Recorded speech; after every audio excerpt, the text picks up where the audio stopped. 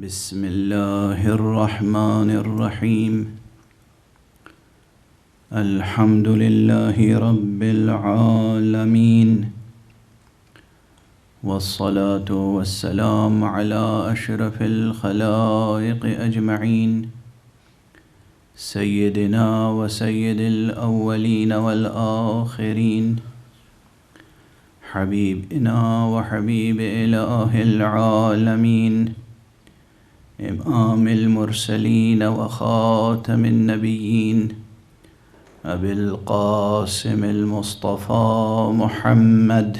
اللهم صل على محمد وعلى أهل بيته الطيبين الطاهرين الهداة المهديين المعصومين المظلومين، واللعنة الدائمة على أعداء الحق والدين. أما بعد، فقد قال الله تعالى عز اسمه في محكم كتابه ومتقن خطابه: بسم الله الرحمن الرحيم. ألم تر كيف ضرب الله مثلا كلمة طيبة كشجرة طيبة أصلها ثابت وفرعها في السماء تؤتي أكلها كل حين بإذن ربها، ويضرب الله الأمثال للناس لعلهم يتذكرون. صدق الله العلي العظيم. اللهم صل على محمد وآل محمد وعجل.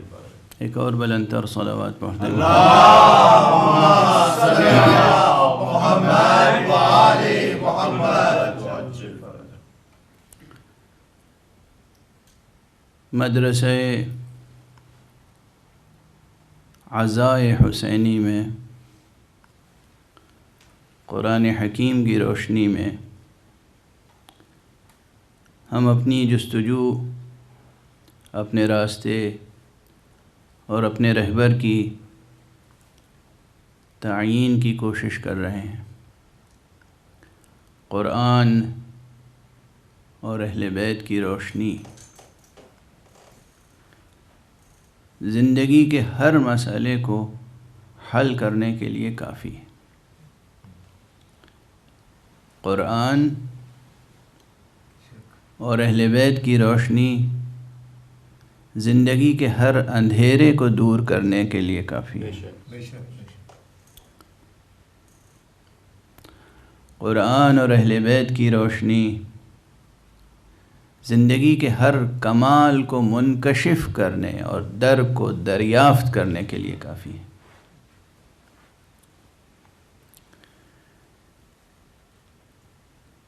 ظاہر ہے کہ ہر چیز کے شرائط ہوتے ہیں، ہر چیز کے شرائط ہیں، حتیٰ کہ حقیقت توحید سے وابستگی کے بھی شرائط ہیں، اور حقیقت توحید سے وابستگی کے بعد ثمرات توحید سے متمتع ہونے کے بھی شرائط ہیں. ثمرات توحید ہیں.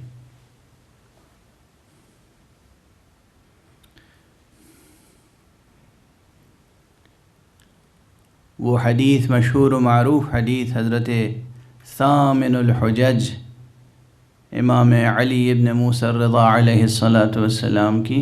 اللہم صل علی محمد وآل محمد. اسی حقیقت کی طرف اشارہ کرتی ہے. آپ نے اعلان فرمایا کہ کلمۃ لا الہ الا اللہ حصنی. حق سبحانہ و تعالیٰ کا ارشاد ہے.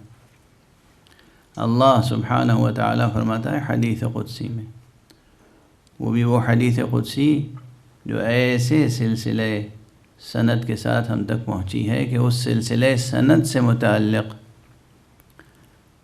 بزرگان محدثین کہتے ہیں کہ صرف اس سلسلے سند کو کسی دیوانے پر پڑھ کے دم کر دو تو ہوش مند ہو جائے گا. سبحان اللہ.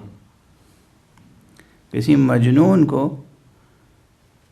اگر عاقل بنانا ہو، اور خدا کی قسم یہ جملہ امام احمد ابن حنبل کا ہے. امام احمد ابن حنبل اور ان کے علاوہ اور محدثین یہ کہتے آئے ہیں اور اس سے عملاً تجربہ کرتے آئے ہیں. اور میں سمجھتا ہوں کہ اس فقرے میں جو معنویت ہے وہ بہت گہری ہے. جنون کی بھی قسمیں ہیں اور علاج کی بھی قسمیں ہیں. اگر کوئی شخص جنون میں مبتلا ہو تو اسے عاقل بنانے کے لیے یہ سلسلہ سند کی قراءت کافی ہے. یعنی کیا؟ یہ کس قسم کا جنون ہوگا جس کے لیے اس سلسلہ سند کی قراءت کافی ہے. یہ سلسلہ سند پہچان لے کہ ہمیں واقعاً نور و عقل و علم و عرفان کہاں سے مل سکتا ہے. سبحان اللہ. یہ سلسلہ سند ان اسماء مبارکہ میں، ان مبارک ناموں میں وہ تاثیر ہے کہ انسان عقل اور ہوش و خرد کی دولت سے مالا مال ہو سکتا ہے. تو وہ حدیث کیا ہے؟ حدیث قدسی کہ کلمۃ لا الہ الا اللہ حصنی، کلمہ لا الہ الا اللہ میرا قلعہ ہے. قلعہ توحید، قلعہ توحید، قلعہ لا الہ الا اللہ. آج دنیا میں ملت اسلامیہ جتنی بھی کمزوریوں میں مبتلا ہو، پھر بھی اس کا یہ شرف محفوظ ہے کہ وہ کلمہ لا الہ الا اللہ سے وابستہ ہے. سبحان اللہ. جتنی بھی کمزوریاں ہوں. میں عذر تراشی نہیں کر رہا ہوں، روزانہ آپ کے سامنے بہت ہی نسبتاً تلخ و تند لہجے میں کہہ رہا ہوں کہ اپنی کمزوریاں دور کریں، کمالات حاصل کریں، جہالت کو دور کریں، فقر و افلاس و ناداری کو دور کریں، نفرتوں اور منافقتوں کو دور کریں، علم حاصل کریں، محبت حاصل کریں، قوتیں حاصل کریں، شجاعتیں حاصل کریں. لیکن اس پر بھی توجہ رہے کہ جو سرمایہ آپ کے پاس پہلے سے موجود و محفوظ ہے وہ ہاتھ سے جانے نہ پائے. اور وہ ہے یہ نعمت کلمہ طیبہ لا الہ الا اللہ. سبحان اللہ. پوری دنیا کی قومیں، دوسری قومیں ایک طرح کے حسد میں مبتلا ہیں. محسوس نہیں کرتے ہیں آپ؟ جیسے اسلام سے حسد ہے، مسلمانوں سے حسد ہے، جلن ہے، حسد ہے. اب یہ جو حسد اور جلن ہے کس بات کی ہے؟ فقیر سے کون سا حسد؟ کیا کہنے. سبحان اللہ. جس کے پاس کوئی سرمایہ نہ ہو، دولت نہ ہو، اس سے کوئی حسد کرتا ہے؟ اگر آپ سے حسد کر رہی ہے دنیا تو اس کے معنی ہے کہ کوئی دولت ہوگی آپ کے پاس سبحان اللہ. جس کی وجہ سے حسد ہے. کون سی دولت ہے آپ کے پاس؟ کچھ بھی تو نہیں ہے. نہیں، سب کچھ ہے. یہ ایک دولت ایسی ہے کہ جسے حاصل ہو پھر اس دولت سے اس کے تمام شرائط کے ساتھ وابستہ ہو جائے تو سب کچھ حاصل ہو سکتا ہے اسے، اور وہ ہے دولت کلمہ طیبہ لا الہ الا اللہ. دنیا اس وقت چاہتی ہے کہ یہ کلمہ لا الہ الا اللہ مٹ جائے، یہ نقش مٹ جائے، جس نقش کو محمد رسول اللہ صلی اللہ علیہ وآلہ وسلم نے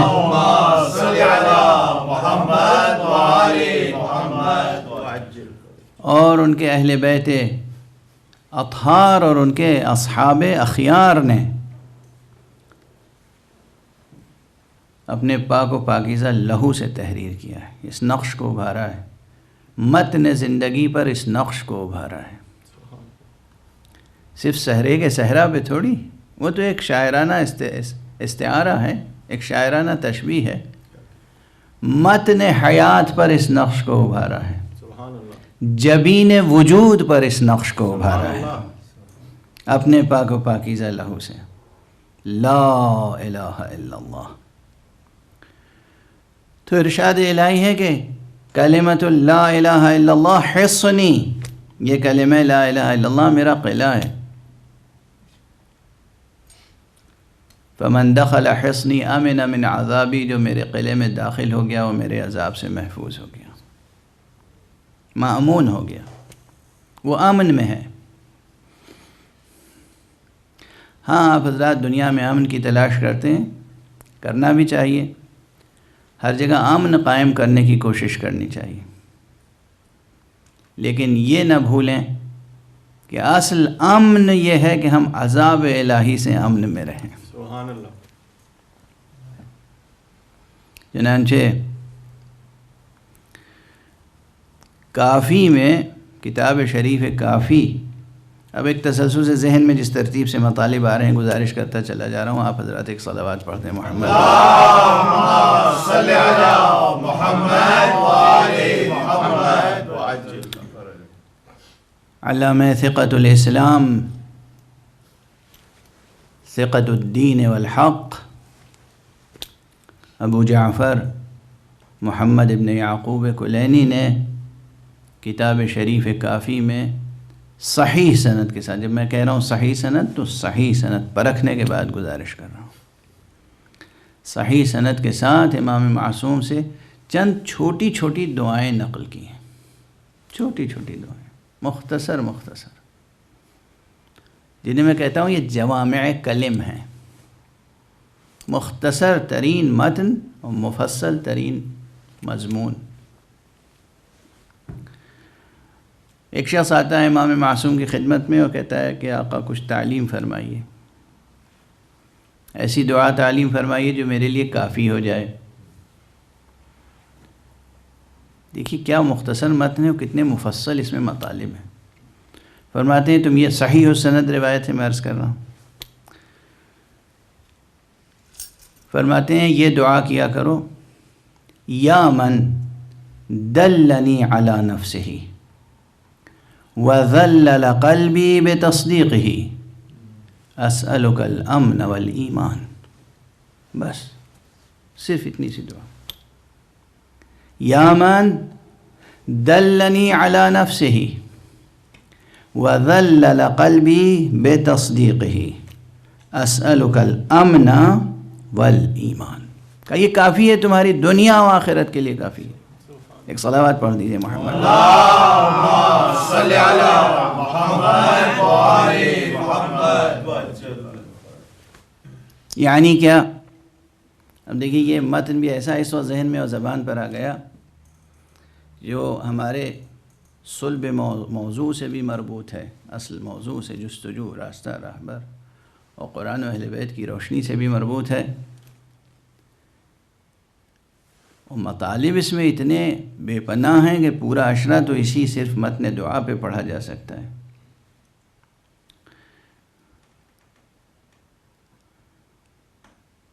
ظاہری ترجمہ تو یہ ہے کہ یا من دلنی علی نفسہ، اے وہ ذات گرامی کہ جس نے مجھے اپنی ذات کی طرف رہنمائی فرمائی۔ یہیں ٹھہر جائیے، معصوم تعلیم فرما رہے ہیں ایک غیر معصوم کو، ایک عام آدمی کو۔ ایک عام آدمی جب کھڑے ہو کے حق سبحانہ و تعالیٰ کی خدمت کی بارگاہ میں کچھ دعا کرے گا تو ایک شرط بڑی یاد رکھیے گا۔ عموماً لوگ کہتے ہیں دعائیں قبول نہیں ہوتی، کوشش کیجئے، سعی کیجئے کہ مقام دعا میں جتنے بھی الفاظ زبان سے ادا ہو رہے ہوں، دل اور دماغ کے ساتھ، آپ اپنے وجود کے ساتھ واقعاً ان الفاظ کے معانی کی تصدیق کر رہے ہوں۔ یعنی جو لفظ ادا کر رہے ہوں وہ آپ کی طلب ہو، ایسا نہ ہو کہ طلب کچھ اور ہے اور لفظیں کچھ اور۔ مجھے معلوم نہیں کہ وضاحت ہو پائی یا نہیں۔ محرم ہے، پروردگار توفیق عطا فرمائے آپ تمام حضرات کو کہ روز عاشور کا انتظار نہ کریں، روزانہ زیارت عاشورہ پڑھیں۔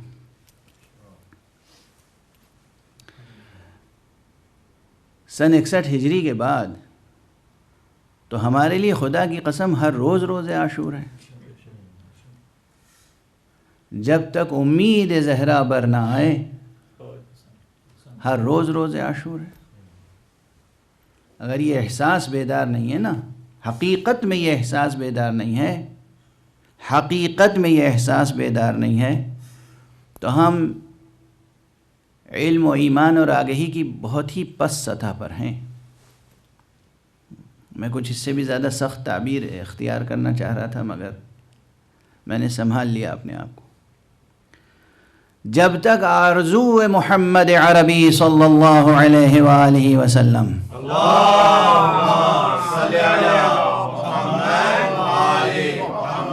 پوری نہیں ہوتی، جب تک امید مصطفیٰ پوری نہیں ہوتی، جب تک حضور صلی اللہ علیہ وآلہ وسلم کا منصوبہ پورا نہیں ہوتا، اس وقت تک ہمارے لیے ہر روز روز عاشور ہے۔ کیسی خوشی، کیسی مسرت، کیسی لذت پرستی۔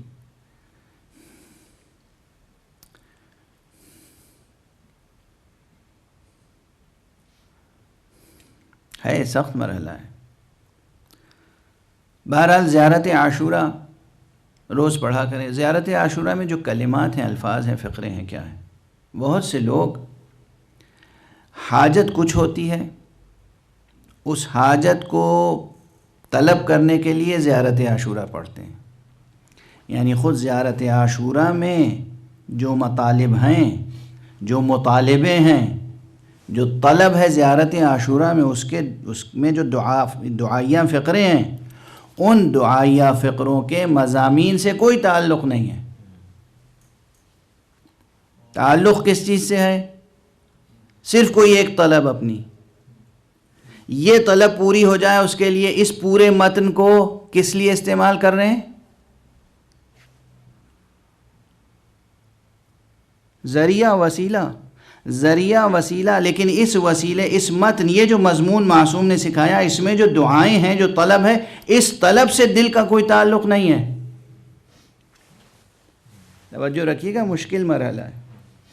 اس میں جو طلب ہے کہ آقا ہمیں آپ سے محبت ہے اور آپ کے دشمنوں سے ہمیں براءت ہے، ہم ان سے بری ہیں، ان کے عمل سے بری ہیں، اور ہماری آرزو یہ ہے، طلب یہ ہے کہ پروردگار ہمیں آپ کے خون ناحق کا انتقام لینے کے لیے امام برحق، امام معصوم، امام منتظر کے ساتھ جہاد کا شرف عطا فرمائے۔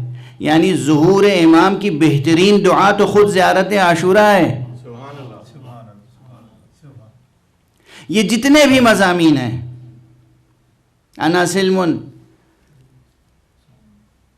لمن سالمکم وحرب لمن حاربکم، جس نے آپ کے ساتھ صلح کی ہماری صلح اس کے ساتھ ہے، جس نے آپ کے ساتھ جنگ کی اس کے ساتھ ہماری جنگ ہے۔ اس سے کوئی تعلق نہیں، اس مضمون سے۔ الفاظ دہرا رہے ہیں، کس لیے؟ طلب کچھ اور ہے۔ وہ فرمائیں کیا تضاد ہے، کیا تناقض ہے، کیا تضاد ہے۔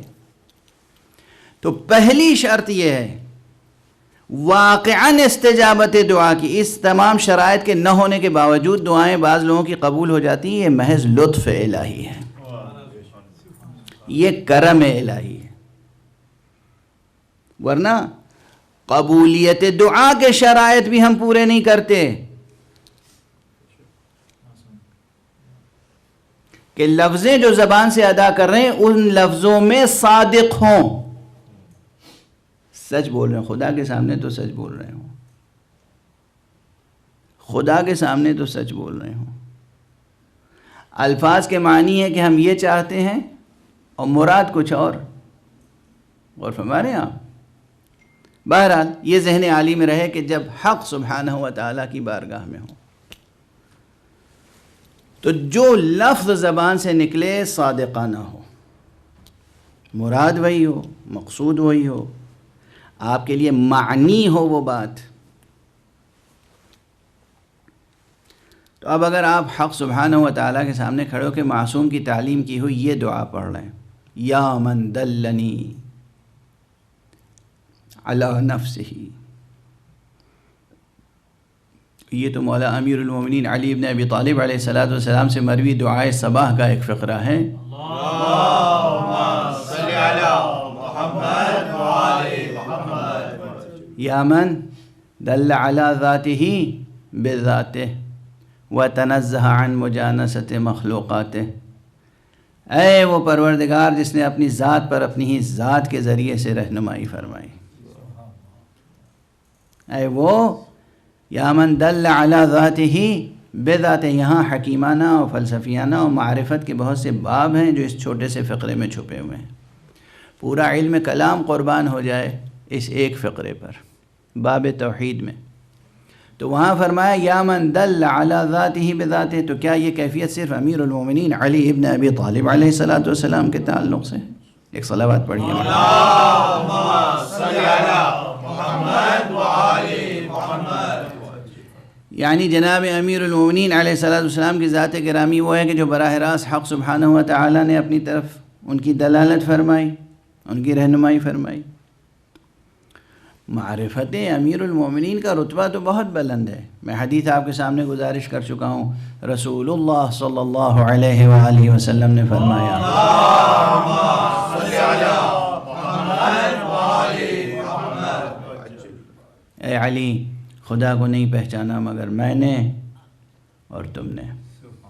مجھے کسی نے نہیں پہچانا مگر خدا نے، اور تم نے اور تمہیں کسی نے نہیں پہچانا مگر خدا نے اور میں نے. یہ تثلیث معرفت اپنی جگہ ہے، یہ ایک الگ منطقہ ہے معرفت کا، عرفان کا، ادراک کا. وہ ایک الگ بحث ہے کہ حق سبحانہ و تعالیٰ نے اپنی ذات پر اپنی ہی ذات کے ذریعے سے رہنمائی فرمائی. یہاں ایک عام انسان کو تعلیم فرمایا جا رہا ہے کہ تم یہ کہو یا من دلنی علی نفسہ، اے وہ پروردگار کے جس نے اپنی ذات پر میری رہنمائی فرمائی. تو یہ کہنے والا اپنے اس کہنے میں صادق ہے یا صادق نہیں ہے؟ وہ معصوم سکھا رہے ہیں. بس یہاں ٹھہر کے عرض کر دوں کہ ہاں، معصوم سکھا رہے ہیں اور حقیقت پر مبنی بات سکھا رہے ہیں، صادق ہے. کوئی فرد بشر ایسا نہیں ہے جس کی فطرت میں یقین حق موجود نہ ہو. علائق دنیا کی بنا پر وہ خود اپنے گوہر فطرت پر تحریر عبارت سے غافل ہو جائے، یہ دوسری بات ہے، لیکن اس کے نگین فطرت پر جو کندہ ہے کلمہ، وہ ہے کلمہ لا الہ الا اللہ. صلوات پڑھ دیں محمد. اللہم صلی علی محمد وآل محمد. ایک اور ذرا بلندر صلوات. اللہم صلی علی محمد وآل محمد وعجل فرجہ. اور یہی بات سورہ مبارکہ قرآن مجید کے سورہ مبارکہ روم میں کہی گئی، جہاں دین کی طرف متوجہ کیا گیا اور دین کے التزام کے لیے کہا گیا کہ ملتزم رہو، متمسک رہو، اس دین سے قائم رہو. اس دین پر کیا کہا گیا؟ فَأَقِمْ وَجْهَكَ لِلدِّينِ حَنِيفًا فِطْرَةَ اللَّهِ الَّتِي فَطَرَ النَّاسَ عَلَيْهَا. بس تم اپنا رخ اس دین کی طرف کیے رہو جو دین عین فطرت الہیہ ہے. فطرت فَأَقِمْ وَجْهَكَ لِلدِّينِ حَنِيفًا فِطْرَةَ اللَّهِ الَّتِي، یہ فطرت الہیہ ہے. تو گوہر فطرت میں حقیقت توحید کی طرف دلالت موجود ہے. اس لیے معصوم کہہ رہے ہیں کہو یا من دلنی علی نفسہ، اے وہ ذات کہ جس نے میری رہنمائی کی اپنی ذات کی طرف، اور وَذَلَّلَ قَلْبِي بِتَصْدِيقِهِ، اور میرے دل کو اس کی تصدیق پر مائل کیا. ذللہ کا ترجمہ میں مجھے معلوم ہے کہ لغت دیکھنے والے کیا ترجمہ کریں گے. میرے دل کی زمین ہموار کی اس معرفت کے لیے. تجھ سے بس 2 چیزیں مانگ رہا ہوں. اسألک الامن والایمان. اے پروردگار میں تجھ سے امن کا طلبگار ہوں اور ایمان کا. اور یہاں لطف کی بات یہ کہ یہ بھی غور کیجئے، جب دلالت کی اور دل کو مائل بھی کر دیا تو عام آدمی سوچے گا پھر ایمان تو حاصل ہی ہو گیا، پھر تحصیل حاصل ہے. نہیں، نفس کی میں ڈوب کر دیکھیے. کبھی یہ ہوتا ہے کہ انسان کسی حقیقت سے آگاہ ہوتا ہے پھر بھی اس کا اعتراف نہیں کرتا. آگاہ ہونا الگ ہے، اعتراف کرنا الگ ہے. شرافت قلب و کرامت عقل انسانی یہ ہے کہ حقیقی آگہی کا اعتراف کرے.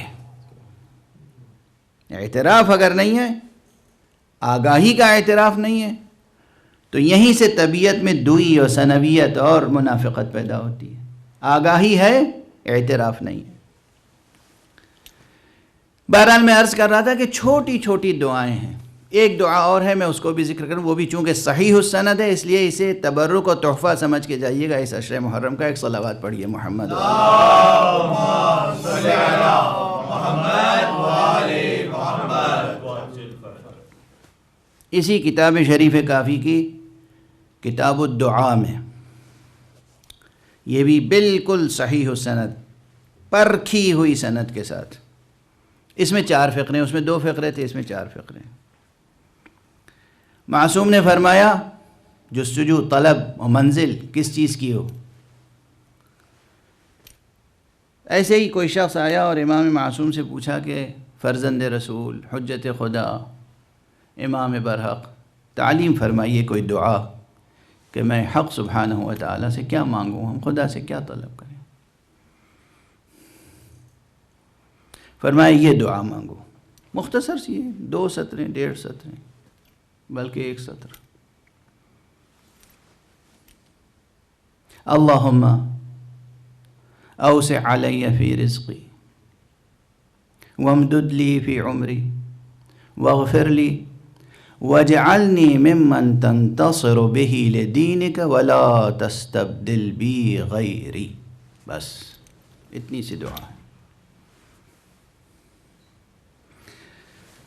یہ بھی یعنی جوامع کلم ہیں، ملتزم ہو جائے کوئی اس کا. پہلی چیز کیا ہے؟ اے پروردگار میرے رزق میں وسعت عطا فرما.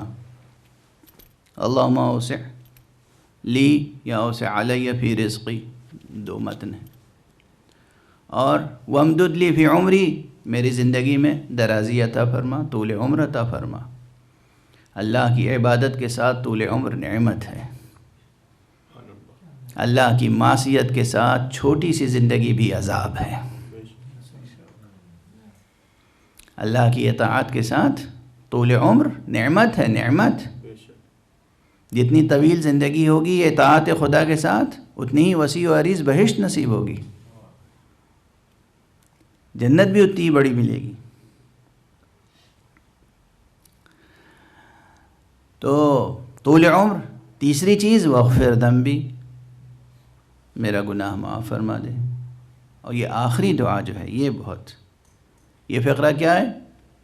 فقرے میں ارشاد فرمایا وَاجْعَلْنِي مِمَّن تَنْتَصِرُ بِهِ لِدِينِكَ، اور مجھے ان میں سے قرار دے جن کے ذریعے سے تو اپنے دین کی نصرت فرما. مجھے ان میں سے قرار دے جن کے ذریعے سے تو اپنے دین کی نصرت فرما. وَاجْعَلْنِي مِمَّن تَنْتَصِرُ بِهِ لِدِينِكَ وَلَا تَسْتَبْدِلْ بِي غَيْرِي، اور میری جگہ کسی اور کو نہ لے آنا. تبدیلی نہیں چاہتا میں یہ نہیں چاہتا کہ یہ خدمت مجھ سے نہ لے کر کسی اور سے لی جائے. نصرت دین مجھی سے لینا، میری جگہ کسی اور کو، یعنی مجھ سے یہ خدمت سلب کر کے کسی اور کو تفویض نہ کرنا. یہ بہت بڑی بات ہے. زندگی میں پروردگار لوگوں کو خدمت کے موقع دیتا ہے. وسیلے دیتا ہے، موقع دیتا ہے. اور اگر انسان ان وسائل سے اور ان موقعوں سے اور ان فرصت سے کام نہ لے، اپنی نفس پرستی میں مبتلا رہے، تو پھر اس سے وہ موقع، وہ فرصت، وہ توفیق سلب ہو جاتی ہے. پھر ہمیشہ کف حسرت ملتا رہتا ہے، کف افسوس ملتا رہتا ہے انسان. وہ گئی فرصت، اب یہ فرصت، یہ توفیق کسی اور کو نصیب ہوگی، آپ کی قسمت سے گئی. یہاں دعا یہ پروردگار وَاجْعَلْنِي مِمَّن تَنْتَصِرُ بِهِ لِدِينِكَ، مجھے ان میں قرار دے جن کے ذریعے سے تو اپنے دین کی نصرت فرمائے گا. تو یہ جب یہ کلمات زبان سے ادا ہوں تو اس پر پوری طرح سے دل کی تصدیق ہو، واقعاً یہی طلب ہو، واقعاً یہی طلب ہو قلب کی. اگر طلب کچھ اور ہے، دل کا مطالبہ کچھ اور ہے اور زبان پر لفظیں کچھ اور ہیں، تو وہ دعائیں کبھی قبول نہیں ہوں گی. پروردگار ہمیں اور آپ کو توفیق عطا فرمائے کہ ہم خدا کے سامنے جب کھڑے ہوں تو کم سے کم صادق القول ہوں. صلوات پڑھ دیجئے محمد و آل محمد. اللہم صلی علی محمد و آل محمد. بہرحال وقت گزرتا چلا جا رہا ہے اور اب یہ باتیں ذہن میں آ گئی آج اس وقت. میں نے کہا کہ گزارش کرتا چلوں.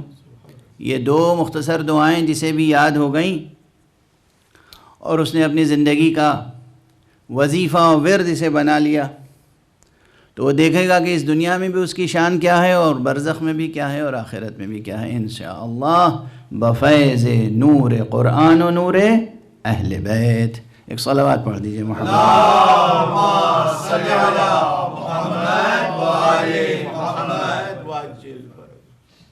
بات کمالات کی ہو رہی تھی، جستجوؤں کی ہو رہی تھی، اور میں نے کل گزارش کی آپ کے سامنے کہ پہلا کمال، کل تک جو گزارش کی، پہلا کمال علم ہے، دوسرا کمال محبت ہے، اور اس کے بعد جتنے کمالات ہیں وہ انہی 2 چیزوں سے وجود میں آتے ہیں.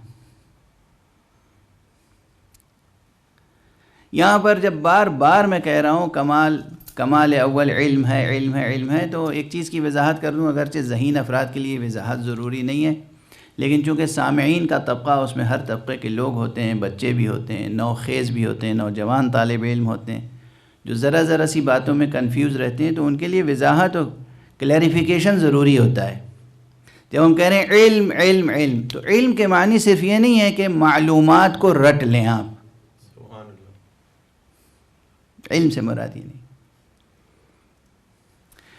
ٹرمینالوجیز اور ڈیفینیشنز اسے رٹتے چلے جائیں اور ہر موقع پر معلوم ہوا کہ انسائکلوپیڈیا اٹھا لی کوئی ایبریجڈ ایڈیشن مختصر سا، اور اس میں دنیا کے ہر علم کی اصطلاحیں ہیں، ہر علم کی، ہر ڈسپلن کی، ہر سائنس اور ہر آرٹ کی ٹرمینالوجیز ہیں، اسے رٹ لیا، ڈیفینیشن رٹ لی، اور اس کے بعد موقع بے موقع جہاں زبان کھولی بس وہ بیان کرنا شروع کر دیا. آپ عالم ہو گئے، علم اس کا نام نہیں، ہرگز اس کا نام نہیں. اولاً تو اس طرح سے واقعاً ٹرمینالوجیز اور ڈیفینیشنز بھی سمجھ میں نہیں آتی ہیں، الفاظ رٹ لیں آپ تب بھی سمجھ میں نہیں آتی. اگر فرض کیجئے کہ ظاہری طور پر آپ نے واقعی اس کا مطلب بھی سمجھ لیا ہے، تب بھی صرف رٹ لینے سے بات نہیں بنتی. ہر علم، یہ جملہ یاد رکھیے گا، ہر علم اپنی مناسبت سے عمل کا مطالبہ کرتا ہے. جب تک وہ علم عمل کے سانچے میں ڈھل نہیں جاتا، اس وقت تک معلومات حاصل کرنے والا عالم نہیں کہلاتا. ہر علم اپنی نسبت سے عمل چاہتا ہے. میں مثال عرض کر دوں، اور جب تک علم معلومات حاصل کرنے کے بعد جب تک عمل میں ٹرانسفر نہ ہو، عمل میں ٹرانسلیشن نہ ہو، ورڈ ٹو ورڈ ٹرانسلیشن نہیں، word to action translation, word to word translation نہیں، ورڈ ٹو ایکشن ٹرانسلیشن. یہ جب تک ٹرانسلیشن نہ ہو اس وقت تک کمال نہیں پیدا ہوتا. جسے کمال کہہ رہا ہوں میں، کمال کہ علم کمال ہے، نہیں، علم کمال، کمال وہ ہے جو صاحب کمال سے جدا نہیں ہوتا. یہ ہے جوہر کمال.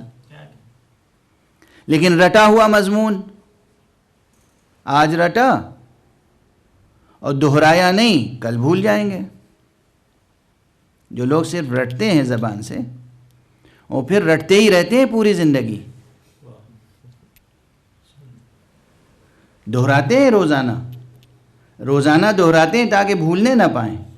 لیکن یقین کیجئے کہ اگر وہ علم عمل میں، ایکشن، وہ ورڈ ایکشن میں ٹرانسلیٹ ہو گیا، پھر آپ کو دہرانے کی ضرورت نہیں ہے. پھر دوسرا بھی غلط پڑھے گا تو یہاں یاد آ جائے گا کہ صحیح یہ ہے. سبحان اللہ. اب جملہ بہت بڑا ہے اور فاصلہ بہت بڑا طے کر رہا ہوں میں ایک جملے میں، تاکہ جوہر مجالس عزائے محرم بھی برقرار رہے. بہت ہیں حافظ دنیا میں قرآن کے، آپ دیکھیں گے روزانہ وہ دہراتے رہتے ہیں. میں نے دیکھا ہے مکہ مکرمہ مسجد نبوی میں نے دیکھا ہے کہ نماز پڑھانے سے پہلے جو نماز پڑھانے کے لیے آتے ہیں وہ پہلے وہ حصہ، وہ ٹکڑا جو نماز میں پڑھنا ہے اسے دہراتے رہتے ہیں. حافظ ہیں، بچپن سے حفظ کیا ہے قرآن، بچپن سے قرآن مجید حفظ کیا ہے اور نہ جانے کتنوں کو حفظ کرایا ہے، مگر نماز پڑھنے سے پہلے وہ پھر وہ ٹکڑا، وہ رکوع، وہ سورہ جو پڑھنے جا رہے ہیں وہ میں نے خود اپنی آنکھوں سے دیکھا ہے، وہ رٹتے ہیں دوبارہ تاکہ وہاں جا کر کہیں بھول نہ جائیں. واضح ہے؟ آپ زندہ ہیں، زندگی بھر کوئی کام نہیں ہے، تنخواہ ہی پا رہے ہیں صرف قرآن رٹنے اور قرآن سنانے کی. پھر بھی یہ خطرہ لگا ہوا ہے کہ کہیں مصلی پر کھڑے ہوں تو بھول نہ جائیں. ایک یہ مثال ہے، ایک وہ مثال ہے اس قاری قرآن کی کہ جس کا جسم گھوڑوں سے پامال کیا جا چکا ہے، سر نو کے نیزہ پہ بلند ہے، لیکن قرآن کی تلاوت ہو رہی ہے. ابھی میں باب مصائب میں داخل نہیں ہو رہا ہوں، لیکن یہ حوالہ یاد رکھیں، یہ حوالہ یاد رکھیں. ماہ مبارک، ماہ منور محرم ہے. ہر علم، ہر فن اپنی مناسبت سے عمل کا مطالبہ کرتا ہے. جو مولا امیر المومنین علی ابن ابی طالب علیہ السلام نے ارشاد.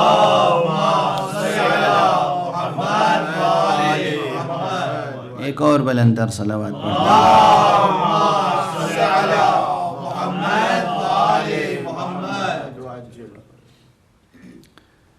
فرمائے. مشہور فقرہ ہے، میں بار بار منبر پہ عرض کرتا رہتا ہوں کہ آپ نے فرمایا العلم یہتف بالعمل، علم عمل کو آواز دیتا ہے. فإن أجاب وإلا ارتحل، اگر عمل علم کی آواز پر وجود میں آ جاتا ہے تو علم وہاں ٹھہرتا ہے، ورنہ وہاں سے رخصت ہو جاتا ہے. یہ کیفیت ہر علم کی ہے، ہر فن کی ہے. مثال عرض کر دوں، جیسے فرض کیجئے کسی کو شاعری کا شوق ہے تو شاعری تو حقیقتاً اندر سے وجود میں آتی ہے. شاعری کا تعلق باطن انسان سے ہے، لیکن لفظوں کی سطح پر جو شاعری وجود میں آتی ہے تو اس کے کچھ قاعدے، قوانین، ضابطے مقرر ہیں، وزن، بحر، قافیہ، ردیف، اب اس کی اصطلاحیں مقرر ہیں. کوئی شخص علم قوافی اور علم عروض کو اچھی طرح سے پڑھ لے کسی سے اور بس پڑھ لیا وہ کافی ہے. ہمارے ہاں نصاب تعلیم میں لکھنؤ کے مدرسوں میں بھی، ہندوستان کے مدرسوں میں بھی علم عروض بھی پڑھایا جاتا تھا، اور امتحان میں اس کا ایک پرچہ بھی ہوتا تھا. مگر کچھ علماء تو ہمارے یہاں ایسے تھے کہ واقعاً بہت بلند پایا شاعر تھے، مگر کچھ ایسے بھی تھے کہ وہ علم عروض پڑھے بھی تھے، امتحان بھی دیا تھا اور پڑھاتے بھی تھے، ایک مصرع موضوع نہیں کر سکتے تھے، بلکہ حقیقت ہے ایک صاحب ایسے تھے کہ جو تنکے سے مصرعے ناپتے تھے۔ اب وہ چاہے ان کا مذاق رہا ہو، لیکن وہ مشہور ہو گئے تھے کہ وہ ایک عبارت لکھی انہوں نے اور اس عبارت کو تنکے سے ناپا اور تنکا توڑ لیا اتنا سا، اور پھر اس کے برابر عبارتیں لکھتے چلے جا رہے ہیں، اور سمجھ رہے ہیں یا سمجھا رہے ہیں کہ شاعری ہو گئی۔ جب تک علم عروض اور علم قوافی، میٹر کا علم اور رائمنگ کا علم آپ نے سیکھا، اس کے بعد اس کے مطابق مشق، ممارست، اس کی تطبیق، تب تک وہ ملکہ نہیں پیدا ہوتا۔ مشق کرتے کرتے کرتے ایک کمال، جب شاعر بوڑھا ہوتا ہے تو اس کی شاعری جوان ہوتی ہے۔ کیوں؟ اس وقت اس کے اندر یہ ملکہ ہوتا ہے کہ بس کسی مضمون پہ کہہ دیجئے اور کسی مصرے پہ کہہ دیجئے تو اس کے سامنے الفاظ و قافیے ہاتھ جوڑے کھڑے ہوتے ہیں، جہاں سے جس کو چاہا نظم کر کے آگے بڑھ گئے۔ یہ ملکہ بن جاتا ہے۔ ملکہ کب بنتا ہے؟ جب مسلسل مشق ہو، جب مسلسل ایکسرسائز کر رہے ہوں آپ، جب مسلسل اس جو پڑھا ہے، جو علم حاصل کیا ہے، اس کو عمل میں تبدیل کریں۔ تو ہر فن، کسی نے فائن آرٹس کی بہت عمدہ کتابیں پڑھ لی ہوں اور کبھی ہاتھ میں اس نے منہ قلم، برش، رنگ، پینسل پکڑا ہی نہیں، کوئی تصویر، کوئی نقش بنایا ہی نہیں، کوئی مرقع بنایا ہی نہیں، تو سینکڑوں کتابیں آپ پڑھ لیجئے فائن آرٹس کی، لیکن ایک اچھا مرقع بنانے سے قاصر رہیں گے۔ اسی طرح انسان دینی حقائق، اصولی حقائق، فروعی حقائق اور اخلاق، علم اخلاق کی کتابیں پڑھ لینے سے کمال نہیں پیدا کر سکتا اپنے نفس کے اندر، جب تک کہ وہ ان حقائق کو برت کر اپنی زندگی میں جزو ذات نہ بنا لے۔ جب وہ اصطلاح اور اس کے اندر چھپا ہوا مضمون اور معنی بن کر آپ کی ذات کا جزو نہ بن جائے، اس وقت تک کمال وجود میں نہیں آتا۔ کمال، ایک صلوات پڑھ دیجئے محمد و آل محمد۔ اللہم صلی علی محمد و آل محمد وعجل۔ یہ ساری گفتگو اس لیے ہے کہ ہم اس قابل ہو جائیں، میں جو دعا کر رہا ہوں آج کل، ہم اس قابل ہو جائیں کہ ہم اور ساری انسانیت اس علم اور فضل اور ذہانت کے اس رتبے پہ آ جائیں کہ ہم محمد اور آل محمد علیہم الصلاۃ کی معرفت حاصل کر سکیں، ان سے وابستہ ہو سکیں، ہم نام گرامی حسین اور پیام حسینی کو سمجھ سکیں اور اختیار کر سکیں۔ یہ گفتگو اس سلسلے میں۔ ایک بات اور ایک مثال اور عرض کروں، اب ذرا یہ موٹی اور سنگین مثال ہو جائے گی۔ فلاسفہ کی فہرست میں جب کمال کی بات ہو رہی ہے، علم کمال ہے، محبت کمال ہے۔ ایک بات کہا کرتے تھے ہمارے بزرگ، اور وہ یہ کہ اگر کسی کے پاس 1 من علم ہو تو 10 من عقل ہونی چاہیے۔ یہ اساتذہ کہا کرتے تھے۔ اب ظاہر ہے بچوں کو سمجھانے کے لیے، جاہلوں کو سمجھانے کے لیے اس کے علاوہ اور تعبیر کیا ہو سکتی ہے؟ حالانکہ علم اور عقل من میں نہیں تولا جا سکتا، وہ کلو گرام میں اور کوئنٹل میں اور اس میں تو نہیں آپ تول سکتے ہیں۔ میں عرض کر چکا ہوں، مجرد حقیقتیں یا ایبسٹریکٹ ریئلٹیز ہیں، اسے آپ کسی ترازو میں تول نہیں سکتے۔ علم کو تولنا ہو تو علی کے در پہ جانا ہوگا، عقل کو تولنا ہو تو علی کے در پہ۔ سبحان اللہ۔ ایک صلوات پڑھ دیجئے محمد۔ اللہم صلی علی محمد و آل محمد وعجل۔ علم کی میزان، عقل کی میزان، عمل کی میزان کوئی نہیں ہے سوائے ان معصوم ہستیوں کے۔ یہ ہے میزان علم، یہ ہے میزان عقل، یہ ہے میزان عمل۔ بہرحال تو علم کے ساتھ ساتھ عقل بھی ایک کمال ہے ذات انسانی کا۔ عقل کمال ہے ذات انسانی کی۔ بہت سے لوگ ایسے ہوتے ہیں معلومات بہت جمع کر لی، رٹ لی کتابوں کی کتابیں، مگر تطبیق کرنے میں غلطیاں ہو جاتی ہیں۔ یہی فقہی اجتہاد. کچھ لوگ ہوتے ہیں 4 سال 5 سال 6 سال کی محنت میں مجتہد ہو جاتے ہیں، حقیقتاً مجتہد ہو جاتے ہیں. اور کچھ لوگ ہیں 20 سال 30 سال 40 سال 60 سال، حقیقتاً کوئی مبالغہ نہیں، حوضے میں ہیں، حوضے ہی میں پیدا ہوئے، حوضے ہی میں ہیں، روزانہ درس میں جاتے ہیں، مجتہد نہیں ہو پاتے. اب کیا کیا جائے؟ کیا کیا جائے؟ اور وہ پھر دوسروں کو اپنے اوپر قیاس کرتے ہیں. ہم تو بڈھے ہو گئے مجتہد نہیں ہو سکے، یہ جوان کیسے مجتہد ہو گیا؟ وہ مصیبت شروع ہو جاتی. ایک المیہ، ماتم، احتجاج، حسد کی آگ بھڑکنے لگتی ہے. تو جناب والا صورتحال یہ ہے کہ وہاں پر جو چیز لیک کر رہی ہے وہ کیا ہے؟ لیکنگ فیکٹر کیا ہے؟ عقل. علم کے ساتھ عقل. وہ جو بزرگ کہتے تھے کہ 1 من علم ہو تو 10 من عقل چاہیے. یعنی کیا؟ عقل بھی کمال ہے. یہ عقل بھی حق سبحانہ و تعالیٰ نے فطرت انسانی میں، ذات انسانی میں، روح انسانی میں رکھا. یہ روح انسانی کا ایک ڈائمنشن ہے جسے عقل کہتے ہیں.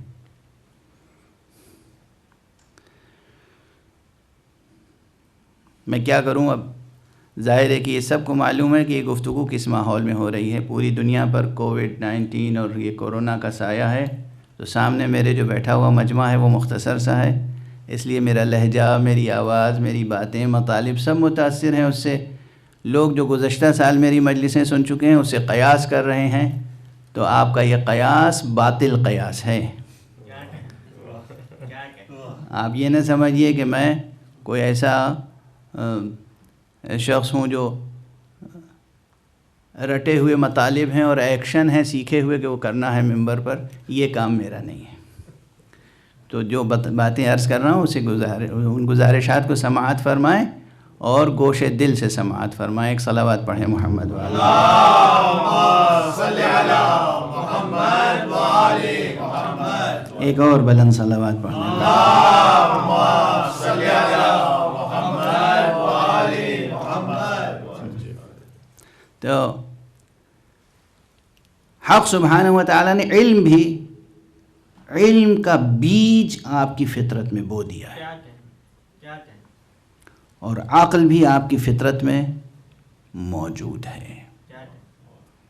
پھر جو کہا جا رہا ہے علم حاصل کرو، علم حاصل کرو، علم حاصل کرو، یعنی وہ جو گوہر فطرت میں موجود ہے اس کو پروان چڑھاؤ. اب عقل کے باب میں بہت سی بحثیں ہیں، لیکن میں یہاں پر صرف اس وقت ایک فلسفی کی اصطلاحیں کوٹ کر کے آگے بڑھ جاؤں گا چونکہ وقت بالکل ختم ہو چکا آج. اور وہ ہے ابو نصر فارابی. عظیم فلسفی، عظیم حکیم، عظیم دانشمند. تاریخ اسلام میں اور بلکہ پورے فلسفی کی ہسٹری میں ارسطوٹل کو کہا جاتا ہے معلم اول، اور فارابی کو کہا جاتا ہے معلم ثانی. معلم ثانی فارابی، ابو نصر، اس نے اپنے ایک مقالے میں عقل کے 3 مراتب سے متعارف کرایا ہے. کا ایک ہے جسے کہتے ہیں عقل ہیولانی، یا اسی کو کہتے ہیں عقل بالقوہ. دوسری منزل ہے عقل بالفعل، اور تیسری منزل ہے عقل مستفاد. بعض نے 5 بعض نے 7 مراتب عقل کے معین کیے ہیں. دوسرے فلاسفہ ابن سینا اور ملا صدرہ اور میر باقر داماد جو استاد ملا صدرہ ہیں، وہ سب اقوال اس فقیر کی نگاہ میں ہیں، لیکن دامن وقت میں گنجائش نہیں ہے اور سب پر بحث کرنے کے لیے مستقل ایک باب چاہیے. 3 عقل بالقوہ کیا ہے یا عقل ہیولانی؟ یعنی چیزوں کو سمجھنے کی قدرت اللہ نے آپ کی ذات میں رکھی ہے. دیکھیے زمینیں ہوتی ہیں نا، زمینوں کی قسمیں ہوتی ہیں. کچھ زمینیں ہوتی ہیں کہ جہاں دھان اور گیہوں بوئیں آپ، چھیٹیں روپیں، مگر وہ اگے گا نہیں، جمے گا نہیں. وہ زمین، وہ مٹی اسے قبول نہیں کرے گی. بعض جگہوں پر کہتے ہیں کہ یہ علاقہ جو ہے وہ دھان کے لیے بہت اچھا ہے، اور یہ علاقہ جو ہے گنے کے لیے بہت اچھا ہے نا. کم سے کم ہندوستان پاکستان کی یہ جو ہندوستان پاکستان بنگلہ دیش، یہ جو پورا ایک علاقہ ہے بر صغیر کا سب کانٹیننٹ، اس میں زرعی کلچر رہا ہے، اور اللہ کرے کہ محفوظ رہے صنعتی تباہ کاریوں سے، صنعتی کلچر کی تباہ کاریوں سے، اور سرمایہ داروں کے عیاریوں سے. خدا کرے کہ یہ کسان سلامت رہیں، کسانوں کے دست و بازو سلامت رہیں، ان کی زمینیں پانی سے سینچی جائیں، نفرت اور خون سے نہ سینچی جائیں.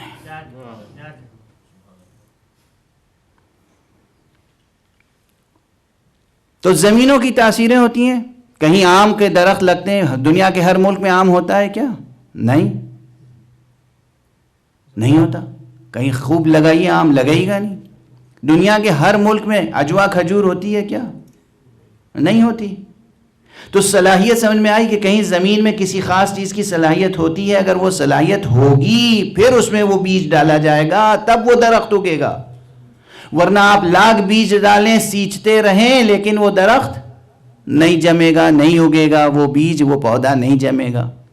یہ جسم انسانی اور اس کے اندر چھپا ہوا نفس انسانی اور اس کے اندر پوشیدہ روح انسانی اور وہ حقیقت وجود انسانی، اس میں تعقل کی صلاحیت ہے بھی یا نہیں؟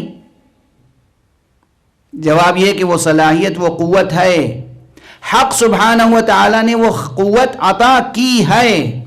یہ قوت جو اللہ سبحانہ و تعالیٰ نے عطا کی ہے، اس کو ابتدائی مرحلے میں کہتے ہیں عقل حیولانی، عقل بالقوہ. واضح ہوئی بات؟ اس کو پروان چڑھانا ہے. اس نے تو صلاحیت رکھ دی، اب ہمیں اور آپ کو پروان چڑھانا ہے. یہ جب عقل حیولانی اور عقل بالقوہ یہ جب ترقی کرے گی، جب آپ اسے پروان چڑھائیں گے، تب یہ عقل بالفعل میں بدلے گی. اور عقل بالفعل کے بعد مزید جب وہ معلومات، جب وہ جواہر، آئینہ عقل کے سب جوہر جب مکمل ہو جائیں گے، تو پھر وہ عقل مستفاد کہلائے گی. اس سے بھی بلندتر رتبہ عقل فعال کا ہے. عقل بالفعل الگ ہے، عقل فعال الگ. اب وقت بالکل گزر چکا، میرا معین کردہ وقت بالکل گزر چکا، اس سے زیادہ کی گنجائش آج کی تقریر میں نہیں ہے. لیکن میں دست ادب جوڑ کے عرض کر رہا ہوں کہ مطالب ذہن میں رہیں. علم پہلا کمال ہے وجود انسانی کا. ہمیں آرزو اور جستجو علم کی ہونی چاہیے. اس کے ساتھ ہمارے نفس میں اور قلب میں محبت ہونی چاہیے. علم اور محبت کی قد و کاوش سے جب علم مسلسل عمل میں بدلتا چلا جائے تو علم کو عمل میں تبدیل کرنے، یعنی ورڈ کو ایکشن میں ٹرانسلیٹ کرنے سے وہ عقل حیولانی عقل بالفعل کے رتبے تک پہنچتی ہے. وہ عقل حیولانی، عقل یاد رہے گا نا، یہ ورڈ ٹو ورڈ ٹرانسلیشن اور ورڈ ٹو ایکشن ٹرانسلیشن.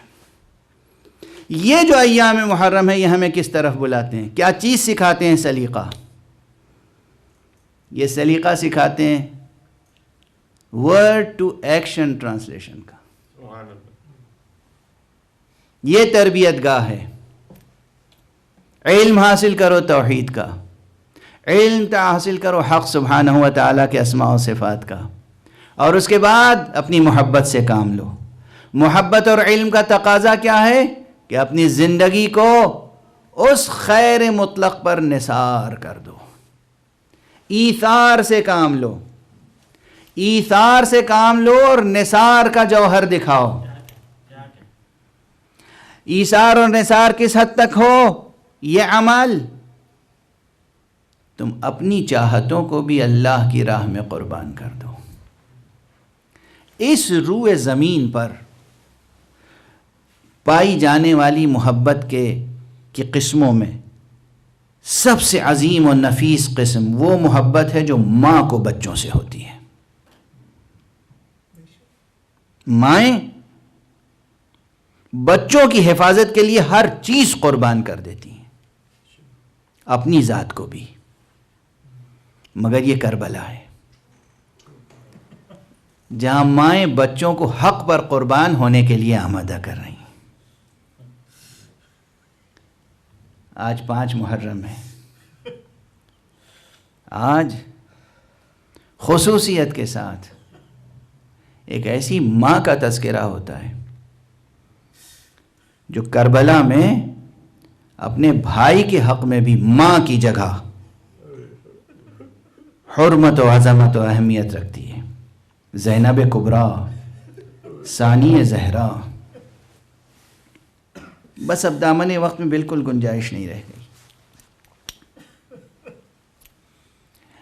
میدان کربلا میں 1-2 نہیں، یوں تو 9 مائیں تھیں جن کے بچے شہید ہوئے ہیں.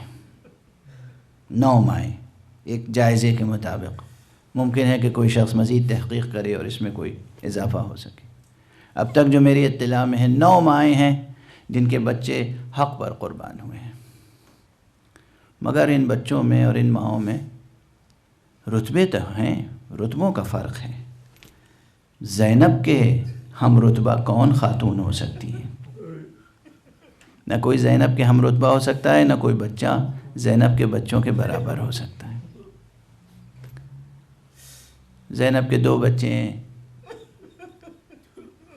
عون ابن عبداللہ ابن جعفر طیار اور محمد ابن عبداللہ ابن جعفر طیار.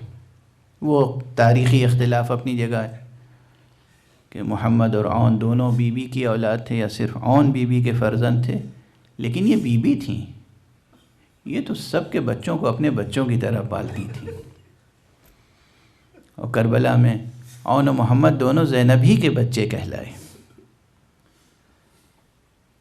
روزانہ ہر صبح اور ہر شام جو کربلا میں گزرتی تھی، زینب اپنے بچوں کو یہی سکھاتی تھی کہ ماموں پہ کیسے قربان ہونا ہے، حسین پہ کیسے قربان ہونا ہے.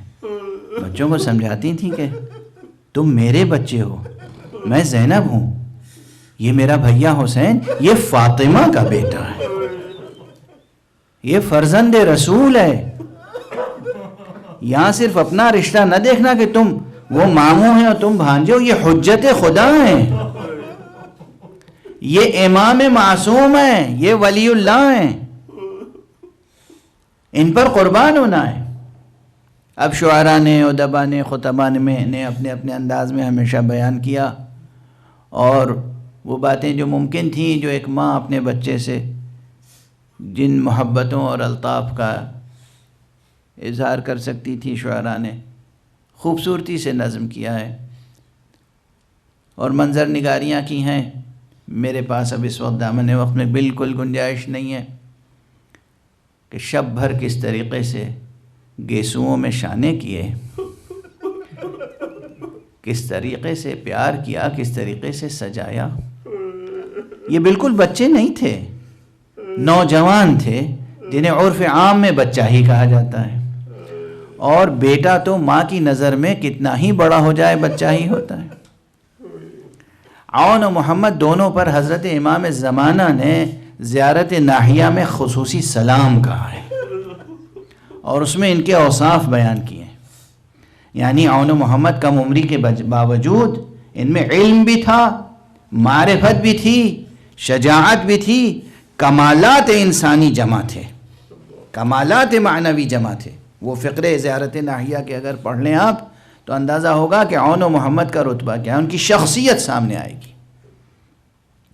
حلیف الایمان، الناصح للرحمن، التالی للمثانی والقرآن، یہ سب امام زمانہ نے یا امام حسن عسکری علیہ السلام نے حضرت عون کے فضائل بیان کیے ہیں. 3-4 فقرے ہیں لیکن کمال سامنے آتا ہے جناب عون کا. شب عاشور گزری، شب بھر ماں بیٹوں کو سمجھاتی رہی. صبح عاشور آئی، اصحاب نے قربانیاں دیں، اور جب اہل بیت کے افراد شہید ہونے لگے تو ایک مرتبہ بس یہ دونوں بچے آئے ماموں کے پاس، ماموں جان ہمیں بھی اجازت دیجیے۔ سرکار سید الشہداء نے ایک مرتبہ نظر اٹھا کے نظر بھر کے دیکھا، جوان بھانجے، نوجوان بھانجے، عون، محمد، ہر ایک ان میں سے شبیہ حضرت جعفر طیار ہے۔ امام حسین کی آنکھوں میں آنسو ہیں مگر بھانجے مچل رہے ہیں۔ کہا بچوں تم اپنے ماں کے لیے وجہ تسلی ہو؟ کہا ماں ہی نے تو سجا کے بھیجا ہے، یہ تلوار کمر میں ماں نے حمائل کی ہے، میدان کی طرف جانے کے لیے ماں نے بھیجا ہے۔ امام نے دونوں کو پیار کیا اور میدان کربلا میں جانے کی اجازت دی۔ روایتوں میں دونوں بچوں نے بے پناہ جنگ کی ہے، یادگار جنگ کی ہے، نوخیز ہیں، نو عمر ہیں، مگر خوب جنگ کی ہے، بے پناہ جنگ کی ہے۔ نہ جانے کتنے قتل کیے دشمن، لیکن کب تک جنگ کرتے؟ کہتے ہیں دشمنوں نے گھیرا ڈال کے دونوں بچوں کو چاروں طرف سے حملہ کرنا شروع کیا۔ اب تیر ہیں، نیزے ہیں، تلواریں ہیں، بچے شہید ہو کر زمین پر گرے اور آواز دی، یا عمّا علیک منی السلام، یا ابا عبداللہ علیک منی السلام، اے ابو عبداللہ، اے فرزند رسول، یا ابن رسول اللہ، آپ پر ہمارا آخری سلام ہو۔ کہتے ہیں کہ آقا حضرت امام حسین تیزی سے میدان جنگ میں پہنچے، دونوں بھانجوں کے لاشیں اٹھا کے خیمہ گاہ میں لائے۔ یہاں پر آپ سنتے رہتے ہیں جب بھی کسی شہید کا لاشا آتا تھا، جو اصحاب میں سے ہوتے تھے انہیں فسطاط میں رکھتے تھے، جو بنی ہاشم میں سے ہوتے تھے ان کو الگ خیمے میں لاتے تھے جہاں بیویاں ماتم کرتی تھیں، بیویاں پرسہ دیتی تھیں ایک دوسرے کو۔ جب یہ لاشیں آئے ہیں، ہر لاشا جب آتا تھا تو اس لاشے کا استقبال زینب کرتی تھیں، لیکن جب عون و محمد کا لاشا لے کر سید الشہداء آئے ہیں تو جناب زینب نظر نہیں آئیں۔ پوچھا، زمین پر لاشا رکھا، بہن زینب کہاں ہیں؟ کہہ دو بہن زینب سے ان کی قربانیاں قبول ہو گئیں۔ بیویوں نے کہا زینب وہ گوشے میں سجدہ شکر ادا کر رہی ہے، پروردگار تیرا شکر میری کمائی سوارت ہوئی، فاطمہ کے لال پر میرے بچے نثار ہو گئے۔ انا للہ و انا الیہ راجعون، رضا بقضائہ و تسلیما لامرہ، رضا بقضائہ و تسلیما لامرہ۔ پروردگار ہمیں علوم قرآن اور معارف اہل بیت سے آشنا فرما۔ پروردگار ہمارے بچوں میں جرأت و ہمت و حوصلہ و علم و عقل کا نور جگا دے۔ پروردگار ہماری زندگیوں سے اندھیرے دور ہو جائیں، اجالے ہی اجالے پیدا ہو جائیں۔ معبود ہمارے ملک میں، ہماری قوم میں امن، عافیت، علم، آگہی کی روشنی پیدا ہو جائے، ہر طرح کے ظلم و جبر کا سلسلہ ختم ہو جائے۔ پروردگار پورے کرۂ ارض پر اس کرۂ ارض کو کرۂ نور بنا دے معبود، علم اور حسن عمل سے اسے کرۂ نور بنا دے، اس کرۂ خاکی کو ظہور حضرت حجت سے کرۂ نور بنا دے۔ پروردگار ہمارے سروں پر علماء اعلام کا، علماء روحانیین کا سایہ برقرار رہے۔ خصوصیت کے ساتھ رہبر انقلاب اسلامی آیت اللہ العظمیٰ سید علی حسینی خامنئی اور مرجع عالی قدر حضرت آیت اللہ العظمیٰ سید علی حسینی سیستانی کو اپنی خاص حفظ و امان میں رکھ۔ پروردگار وارث پرچم حسینی حضرت ولی عصر کو اذن ظہور عطا فرما۔